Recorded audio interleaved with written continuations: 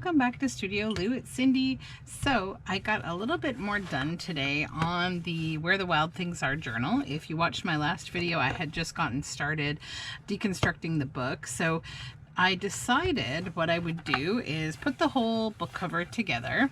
So I've done that.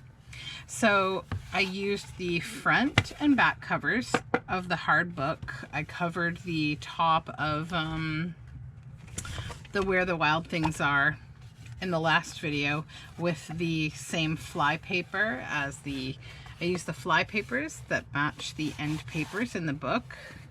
And so what I did off camera was I had decided that I was going to use the back cover to create a writing board for the book. So I did the same thing with it. I used the rest of the some more of the fly paper to cover the top and bottom so that it would match. And I just made it a nice size just for a little writing board for this journal. And I used another piece of the cover, the part that had the moon on it, for the spine, and did the same thing with the fly paper.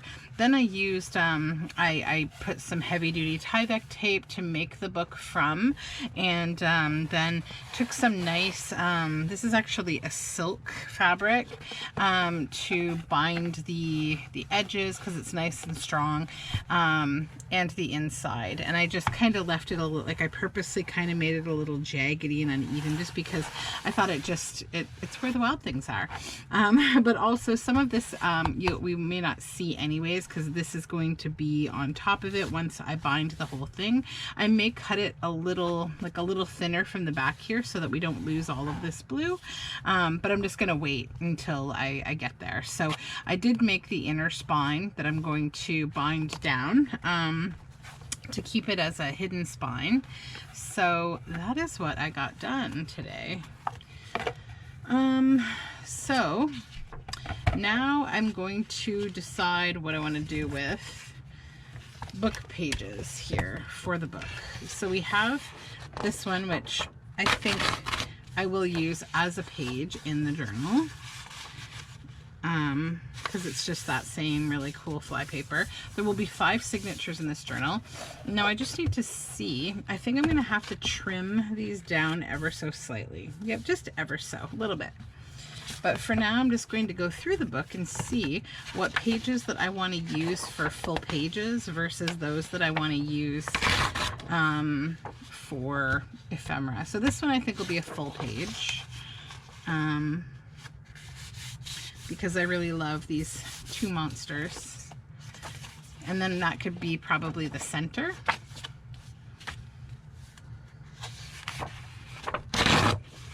This one I think will be ephemera.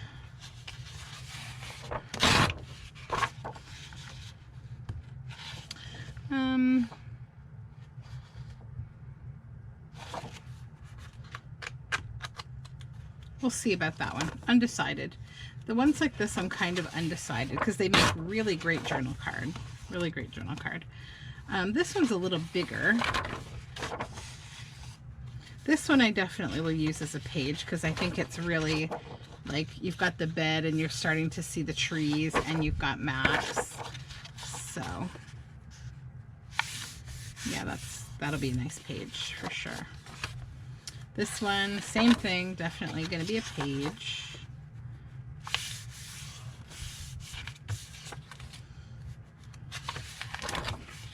Most of these are perfect for pages, honestly.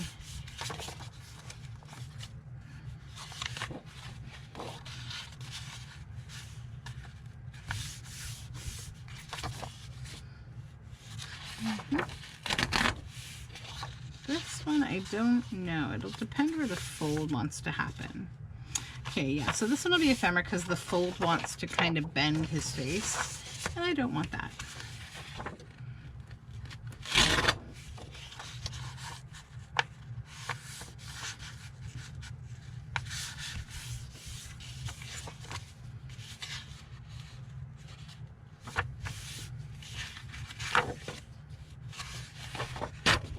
I love these illustrations so much. They're so perfect. Let's see here. Because I know I have to trim that a little bit, but I don't want to cut his face in half. So I think that one will either be ephemera or the center page, a center page. Yeah, because it's just a really great page. So I think I'll just make it a center page.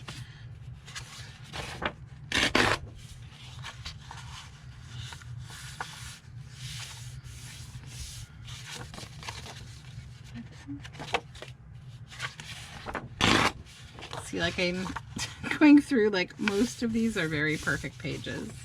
So it's good. I'll be able to include a lot of full pages.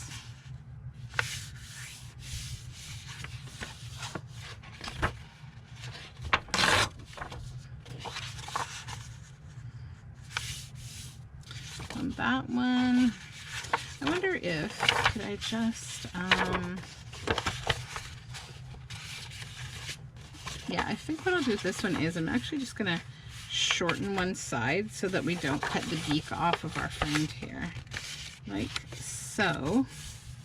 So when that goes in like that, then I will just trim off a bit of this because it's kind of, doesn't really matter. This one's good as well.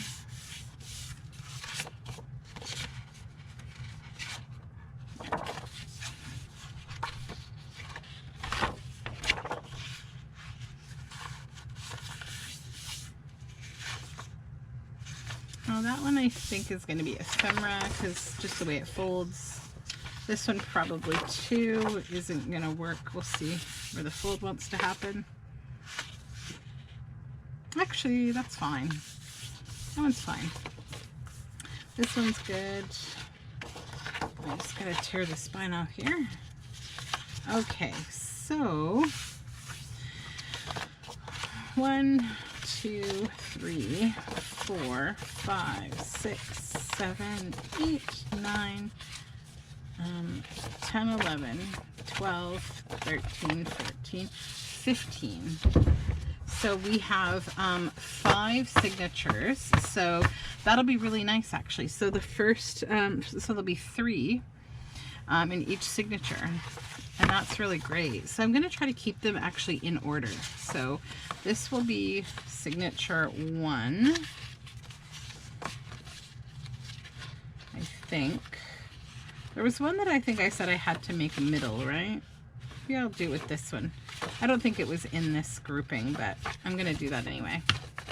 I need my little post-it notes. I don't know where my tiny ones are, but I have some right here. And I just want to, I'm going to label what signature these are. I don't always do that, but this time I want to just because I want to keep them in the right order.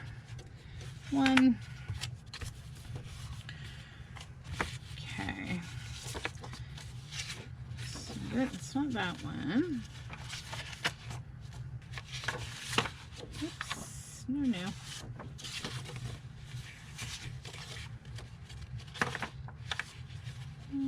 Okay. I think I'll bend this the other way and maybe I will make that a signature.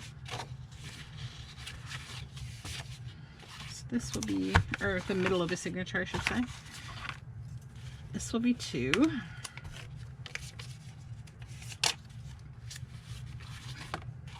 Okay.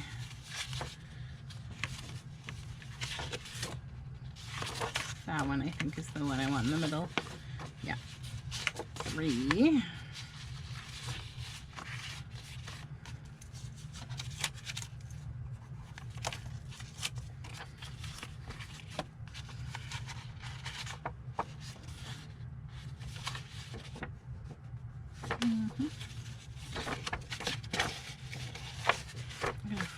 This way and keep that in the middle, I think. Yeah, that would be a good middle page. Actually, that one too. So that one's not necessary, but this one is. 2.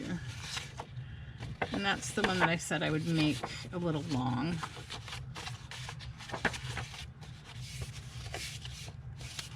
So this will be 4.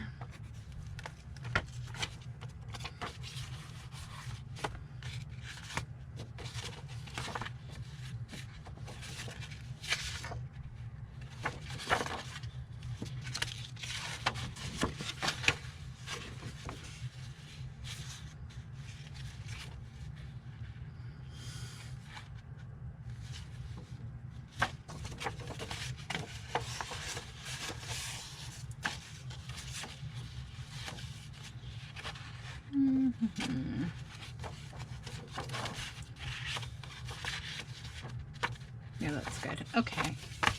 That'll be 5. Okay. So there's our 5 signatures. So now I just have to, I'm going to use these for ephemera. And then I still have this whole book to use for ephemera. So maybe I will work on a bit of ephemera for this book. I won't bother cutting the pages down tonight because that will be probably kind of tedious to watch. So I won't torture you with that. Okay, so I'm also going to try to save some words, some good words from this book, some little phrases and stuff to put throughout the book. I'm pretty excited to do this book. I think it's going to be a lot of fun. So we need pockets. Pockets, pockets. So if I look at both of these, I think this is a way more interesting page. So where are my scissors? There they are. Okay. So I think what I want to do first is, I know I'm going to be using this image, these images. So I'll just cut the bottom off here so that I can maintain my words, that I don't lose them. Then I think what I would like to do is probably, I want to make maybe like a kind of a free form couple of pockets with these. So this will be the first one.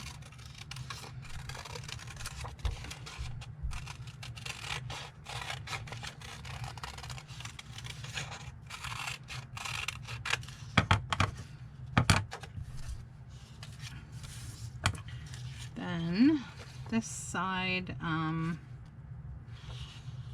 have to decide. This one I could do either as like a bottom pocket again, or I could do it as an upper corner tuck. I think I'm just gonna go with like this.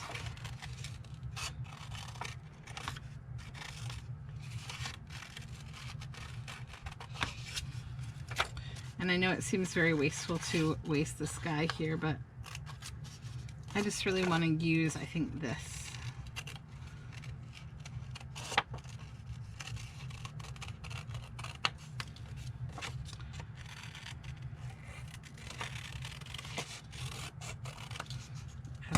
That would be a great pocket.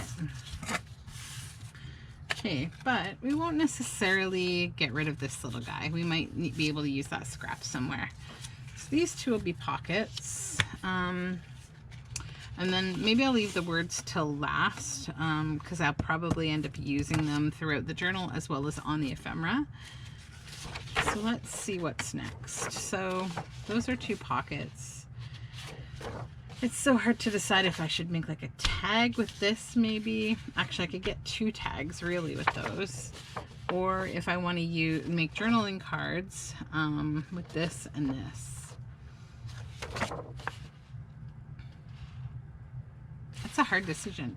But I think I'm going to go with this side. I think like I like the idea of having maybe something that's just scenery and I can put some words on, and then having a picture of Max.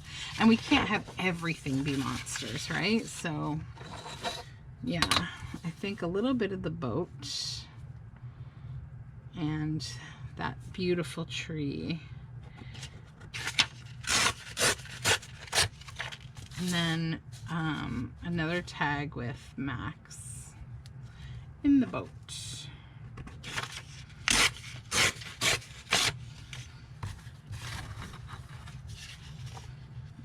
Oh, and then, yay, we can make something with this. Could be like a little tuck spot.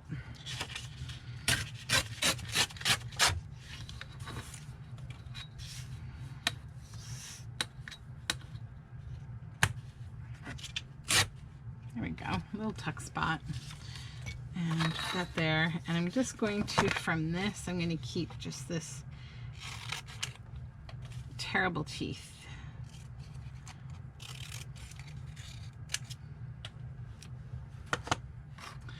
So So if I check the size of this journal, it can't be as tall as that completely because I'm going to need a bit of room for the pocket and for the, there we go. So we'll trim that down, and then after I back it, I will cut the tab corners. So there we go. I got one. This one I got to trim from the bottom as well.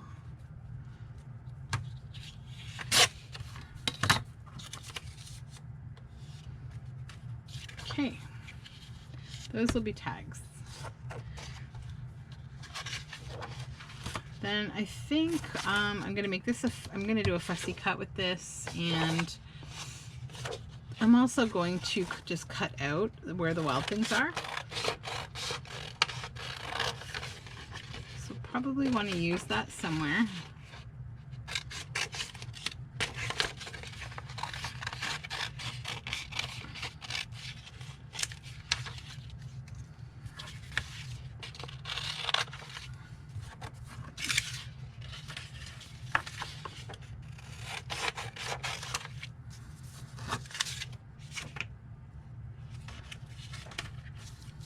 Okay, so let's just fussy cut this out real quick.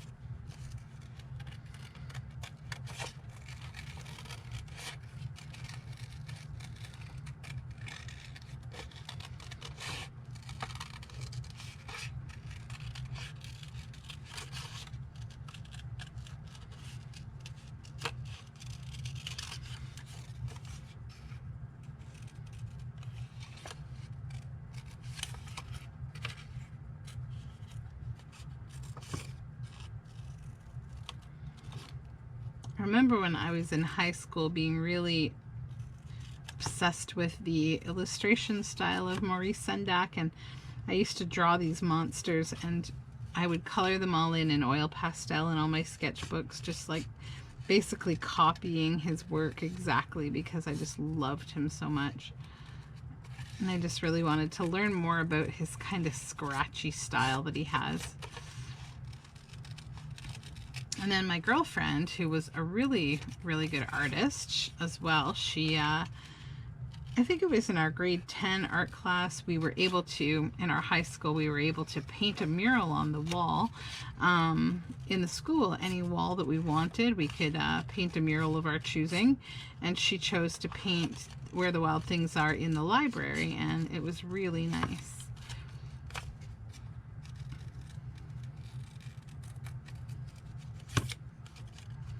She did kind of like the entire scene with Max and all the monsters with like the really cool like background of the scratchy kind of floral landscape. And yeah, it looks really beautiful. I haven't been to the school in many years, but I wonder if it's still there. I know I've seen some pictures of my old high school with like different murals in some places, but I mean a lot of the murals that got painted back then have really, they don't stand like the test of time because they're sort of like relevant to the goings on of the time, and people will make like pop culture references in their work. So I imagine that they probably also wanted to give students from the next generation the same opportunities that we had. Although we had bare walls, no one had ever really painted most of the walls. There were some murals from older grades, but it was a pretty clean slate when we got started, so we were the first to get a real stab at it. But I love murals and I love street art. I think like it's nice to see that kind of thing. It really breaks up the if you have to have an industrial space or a cityscape, you might as well introduce art where you can't have like unadulterated nature. Add art. I think it makes it all the more pleasant. Sort of like adds that human touch where like, you know, industrial things are sort of like by necessity, but when you add some personal touches, it doesn't make it feel so much so. Okay, so there we go. He's all fussy cut out, except right around the whiskers there. I'm not trying to be a hero of fussy cutting here. Maybe I could go a little closer to the whiskers, but I don't want to lose the whiskers. I could cut them right off and then draw them on with felt tip pen, and I may decide to do that as I get closer to using that piece, but I may not. I may leave it exactly as it is. Okay. So next is this. So I think that would make like a nice kind of like a folder sort of pocket, or like it's too big to be. Yeah, it could be something that we fold, or it could just, I could just use this side, which I'm also thinking I might do. Because I don't know if the bed really adds to the whole thing. Like the next page has the bed in it with the trees, so I don't know that the bed all by itself is really needed, now that I think about it. But let's just cut it out and see.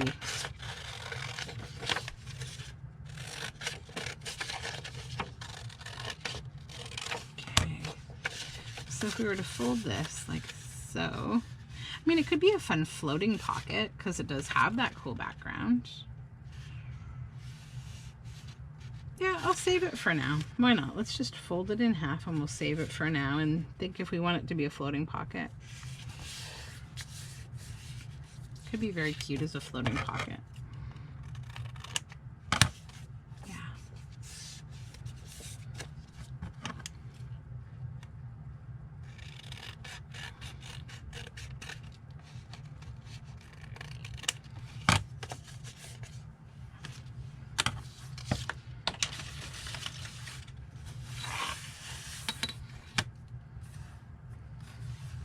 Okay, and this one,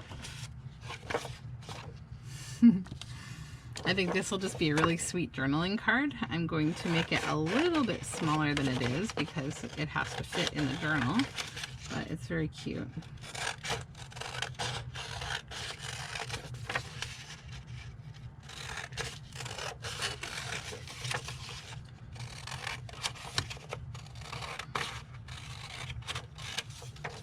There we go. And then this one, definitely a journal card.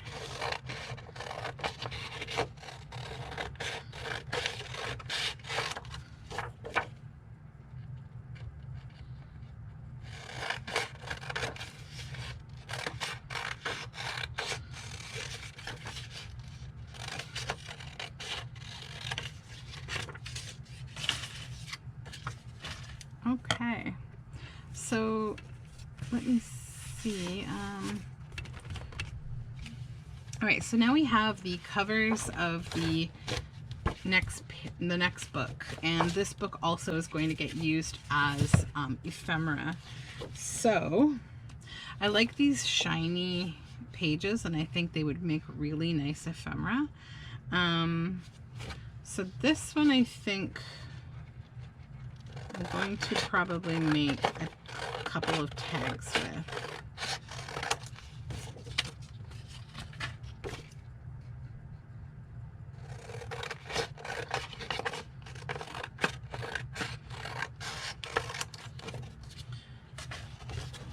So I'm gonna just grab my paper cutter because I want to cut these straight.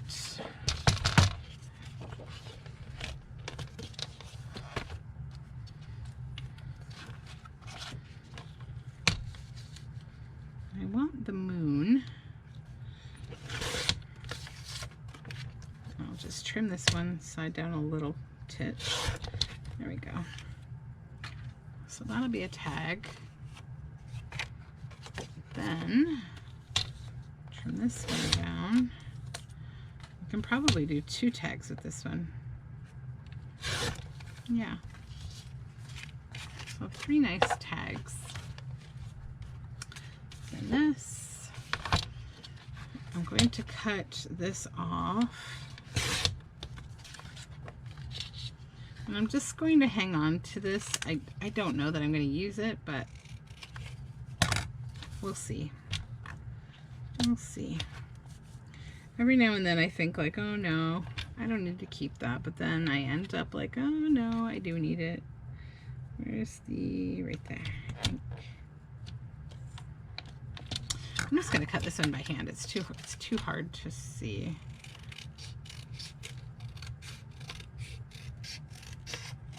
Sorry if I'm a little off camera there. I'm just snipping the top off of where the wild things are. And then I'll snip underneath too. I don't want a whole lot of white space.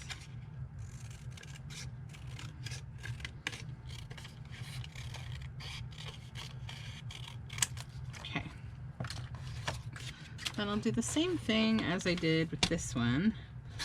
Just trim off the messy edges first.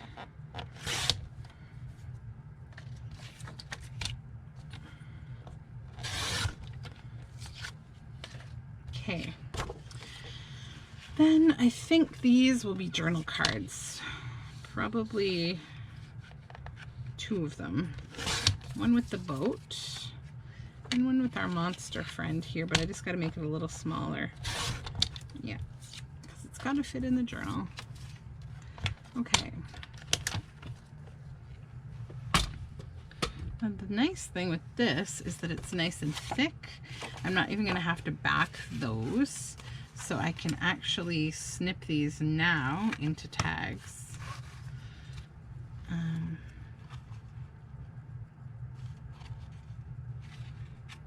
Okay.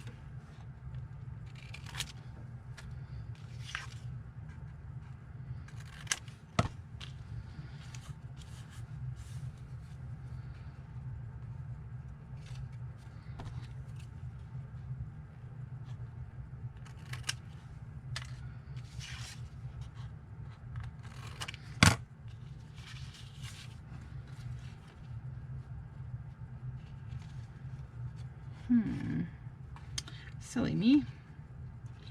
I accidentally cut on a big angle, so I lost the moon on this one pretty much, but that's okay. It's not a big deal because the moon is there. That was the one I wanted the moon on. So okay, so we've got those tags. These journal cards, I think I will round the corners just because.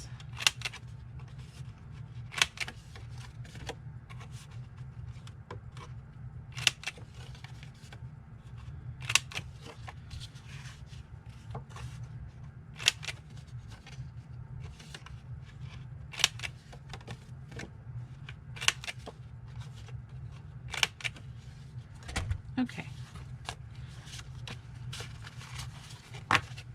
so this is all the journal cards and such.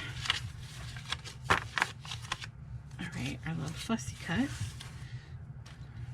All right, so now we can tear into this next book. So if I recall correctly, with the last one I had used this and this. So, and I still have a little bit of this. So I think I'm definitely going to save the words. So I will cut that off now.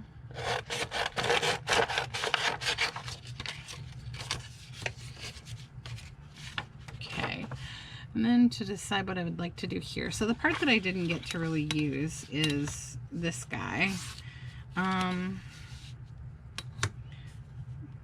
So I think it'd be nice to kind of include him. I mean, I could also fussy cut this whole thing. That'd be a pretty big fussy cut though. I could also use it as a pocket. Decisions. I think what I'll do, there we go, be brave. Okay.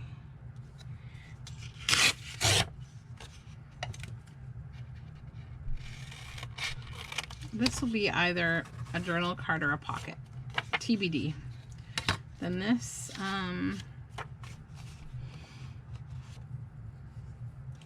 probably a tag.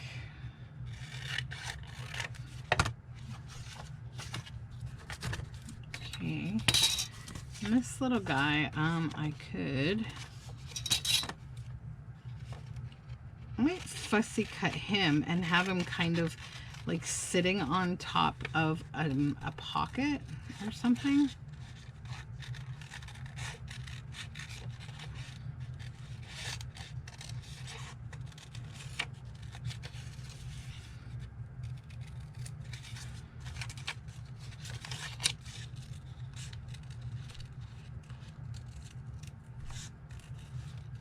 Oops, sorry, I'm off camera. Oh my gosh.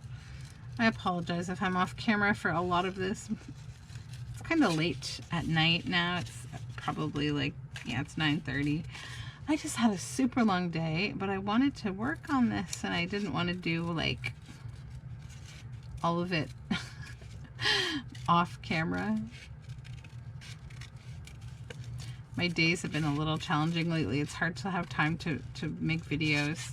Just so busy.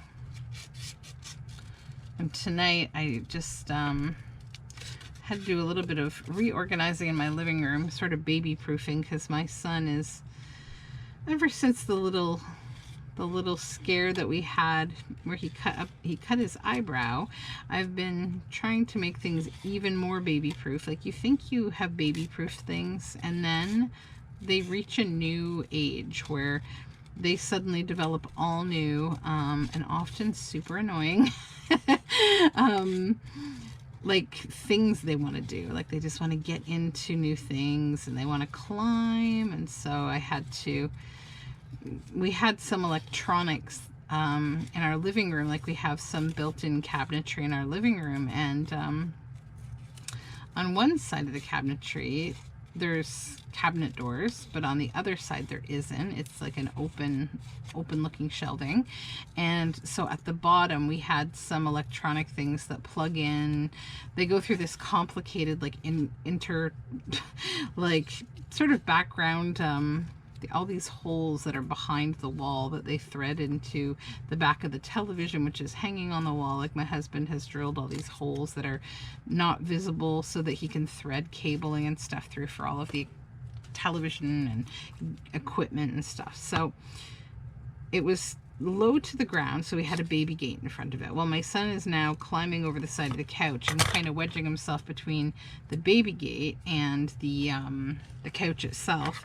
So then we realized, like, this is a total pinching hazard. He could cut his finger on this gate, like if he were to jump down. And, you know, we just started envisioning all these things. So shortly enough, it had to change. And so that was what I worked on tonight. I packed up a bunch of things that we're not using because, you know, we were planning a move, and got that done, and that felt good. And then we moved all the toys down to the lower shelf. So now it's all toys down there, and all the electronics and stuff are up on higher shelves. So we're hoping that that creates a little more peace. Okay, now these lovely lovelies. So I just have to make sure that I split these up between like pockets and things to go in them, as well as fussy cuts. Because sometimes I get extremely like rigid about what I do, and I don't want to do that this time. Well, so this one, I think I want to fussy cut one of these, and actually I think I'll fussy cut both of these because they're kind of independent from each other. So whereas in a lot of the other ones that I could use for like tags and things, they're like close together, like these guys. You wouldn't want to try to fussy cut because you'd lose this one maybe, but yeah. And then I'm also going to try to fussy cut a few of the little details here, like this little flower and this tree, because all of that is actually really important to the style of this book. Okay.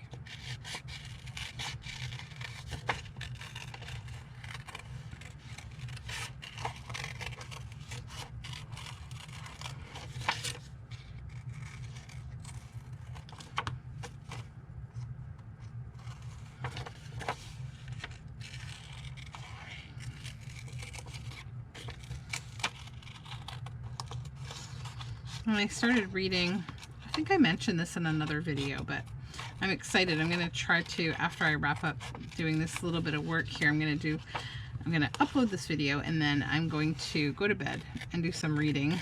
I'm really getting into the Margaret Atwood book, The Penelopeid. So I think I talked about it in my last video. It's essentially the story of Odysseus, but told from, maybe I didn't talk about it. Maybe I was talking to my husband about this. I don't know. Anyways, I'm going to be repetitive. Maybe I talked about this. So if you've never read a Margaret Atwood book, I recommend it, because not only is she a Canadian author, but she's a really great author and a cool person too. And so she has written a book that is a part of a series from different authors where they sort of retold like some, you know, Greek legends and stuff from their own writing style and their own point of view, sort of, or their own take on it. So Margaret Atwood wrote the story of Penelope in the Penelopeid, and she was the wife of Odysseus, who went away for a long time to like fight the Trojan War.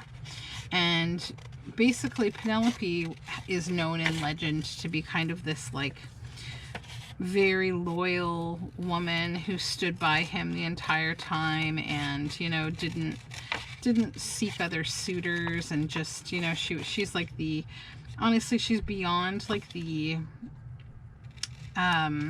symbol of strength. She's someone who like is loyal to a fault, and is, you know, committed to a fault. Like there's some things that you shouldn't really maybe accept or allow from your partner and your relationships and your friendships. And so basically Odysseus comes back, and all of the other, you know, men are saying about how wonderful his wife is, that, you know, because they didn't have the same experience, their wives, you know, moved on or whatever.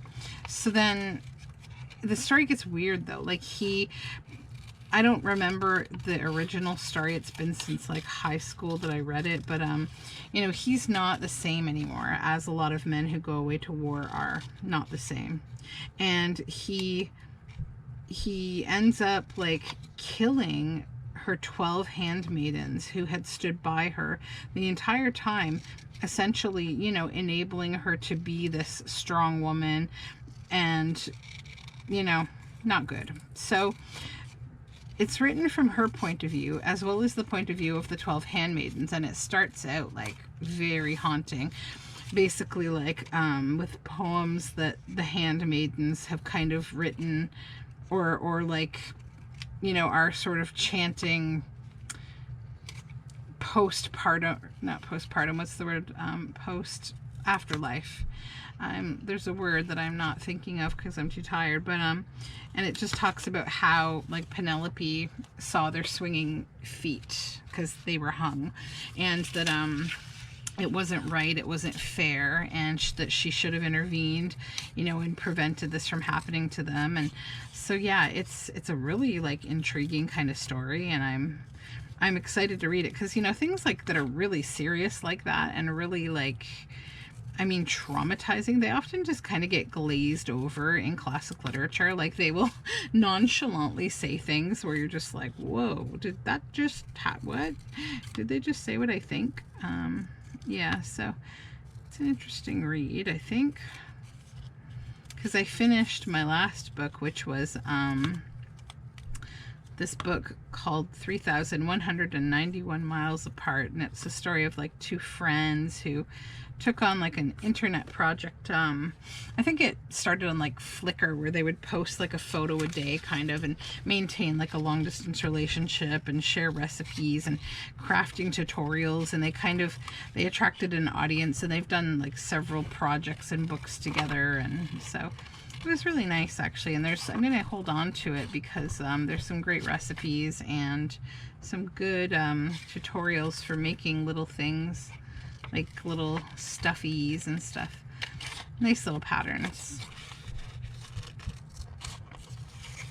It was a purchase from Book Outlet actually, which is like my secret nemesis, that I love Book Outlet for bargain books in Canada, and I found it there.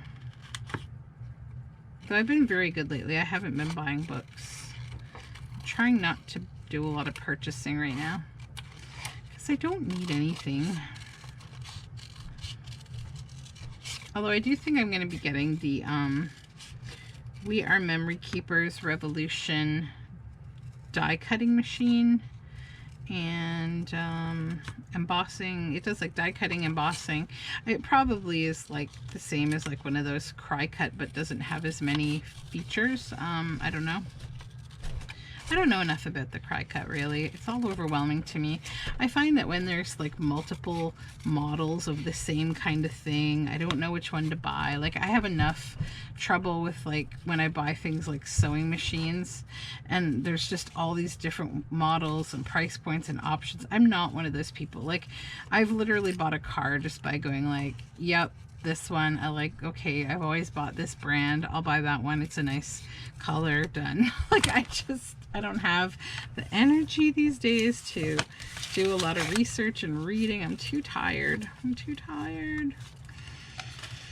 Okay, let's get these little scraplings out of the way. All right, so we actually have done a lot of prep tonight. I know it's been probably not the most exciting video, but we've gotten a lot done, and that's what counts, because all the fun stuff gets to begin soon. All the making ephemera, putting the journal together.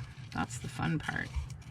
I'm really happy with the cover. I've got to say, this one, I think, yep, I think once it goes up in my shop, I'm pretty sure whoever gets it's going to love it, because I like the feel of it in my hand. It's a nice journal.